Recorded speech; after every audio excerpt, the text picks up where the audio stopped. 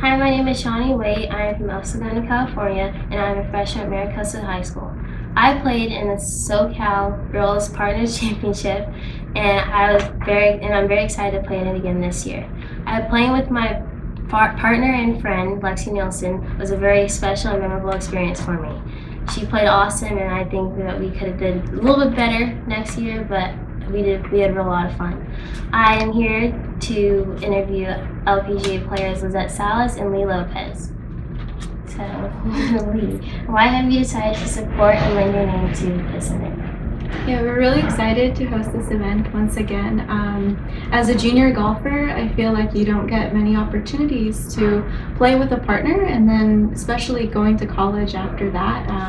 I think this is great. It'll be a really fun experience to everybody, and like you said, you had a great time last year. So I love everything this tournament stands for, and we're excited. Lizette, why should girls play in this partnership? I think it just brings a whole different side to each player. You get to see who's the leader, who's the more vocal, who's the more competitive. I think it just brings a whole new different dynamic to women's golf, to girls golf. And I think it just would bring a different side of each player, and I think that will make it much more exciting. That's it. How is playing with a partner different than playing individually, and in more ways more rewarding than playing? It's definitely more rewarding. I feel like with golf, it's usually just you, and it's a really good opportunity, I think, to learn how to work with another friend or another partner and figure out each other's strengths and weaknesses. I think it builds a lot of character. You have to be there to support each other, and it's not just you. So I also think it brings a little more pressure and excitement because you have somebody relying on you and you want to be there for them. So it's different, and it's very similar to college golf, which is the cool part. And tell us some advice on how to pick a partner for an event like this. I think the most important part about picking a partner is someone that you're comfortable with. It could be a friend that you've known for a long time, or it could be someone that you admire and have similar games to. But I feel like you need to trust in that person, and I just feel you need to be as comfortable as possible. So it could be a teammate, or just simply a friend you've known for a long time. But I think you just need to be the most confident and the most comfortable with your partner.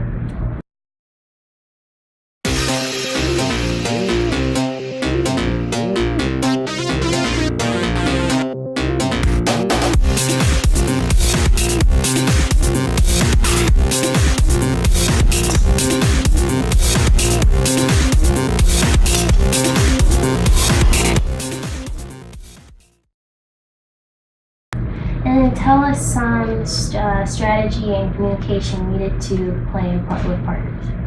I think it's important maybe to try and do a practice round before you actually go into competition, and then you can kind of see the strengths and weaknesses that you both bring to the golf course.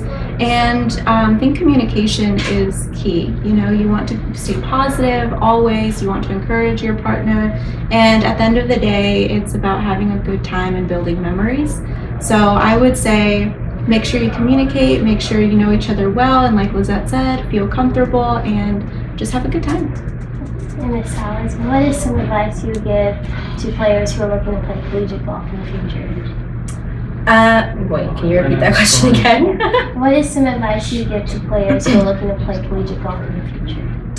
I would say just to slightly get better every day, set high goals, but at the same time set small goals to achieve that big goal. I think you need to understand that it's a process, understand not every day is going to be easy, and to really have a strong support system to not only support you but to keep you accountable on your actions. And at the end of the day, this is a sport, and if it's something you love, you have to do it with a passion, and you have to have fun with it.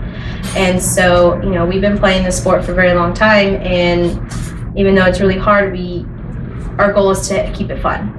And I think this event will help players at every level to keep it fun and to keep striving to get better. And speaking of goals, Miss Lee, what are your goals for 2017?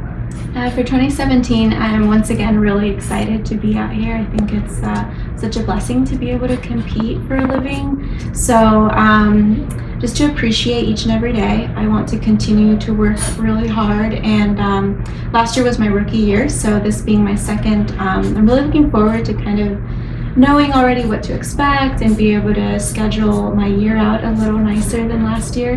But at the end of the day, it's just about getting a little better every day and try to improve on different statistics that I found out I needed for last year. And last year I didn't play in all of the events, so I would love to get into every event this year and just keep getting a little better. What are your goals for 2017?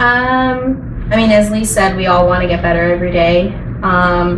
This is my 6th season on tour, and I've kind of been at both sides of the spectrum, to not playing well, to playing extremely well, and I feel like golf is more of a mental sport. So this year, focusing on how to get better mentally, stronger, eliminate as much negativity as possible, and just to have fun. Obviously, we want to make as many birdies as possible, but to keep the process as fun as possible, and just to smile more. And we all want to be in contention every week, and it's just it's about how hard we want it, and how fun we can make it. And this for both of you. What is the most memorable situation or event that you played in?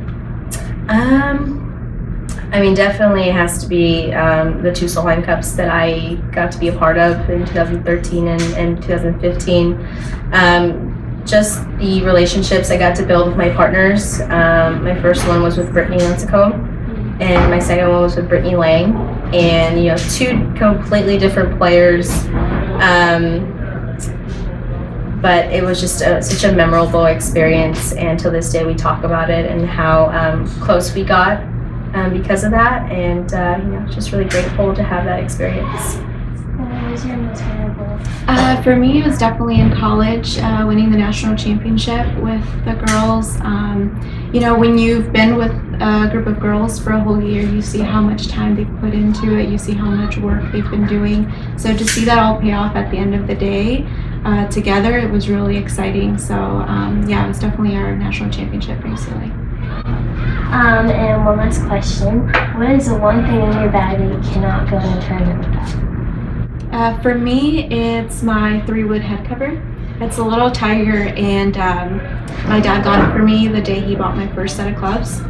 So I think it's about 20 years old now, and I have yet to play a round of golf without him. So he definitely needs to be there. Well, my traveler head cover is not as old. It's probably like 6 years old, but the one thing I cannot go without in my golf bag is chapstick. These lips get dry really fast, so I need that. Thank you for watching. I hope to see you at this year's tournament.